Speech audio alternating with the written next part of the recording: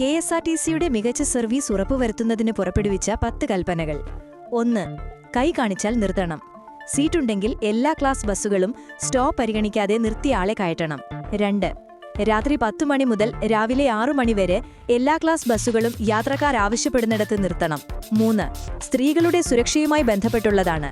രാത്രി 8 മുതൽ രാവിലെ 6 വരെ സ്ത്രീകൾ ആവശ്യപ്പെടുന്ന സ്ഥലത്ത് നിർത്തണം. 4. വയോജനങ്ങളെ ബസ്സിൽ കയറാനും ഇറങ്ങാനും കണ്ടക്ടർ സഹായിക്കണം. ഭിന്നശേഷിക്കാർ, കുട്ടികൾ എന്നിവരെയും പരിഗണിക്കണം. 5. ഭക്ഷണത്തിന് ശുചിത്വമുള്ള ഹോട്ടലുകൾക്ക് മുന്നിൽ നിർത്തണം. 6. കണ്ടക്ടർമാരുടെ ഭാഗത്തുനിന്ന് വീഴ്ചയുണ്ടായാൽ കർശന നടപടി. ടിക്കറ്റ് നൽകാതിരിക്കുക, പണം വാങ്ങിയിട്ട് ടിക്കറ്റ് നൽകാതിരിക്കുക, മോശം പെരുമാറ്റം എന്നിവയുണ്ടായാൽ നടപടി. 7.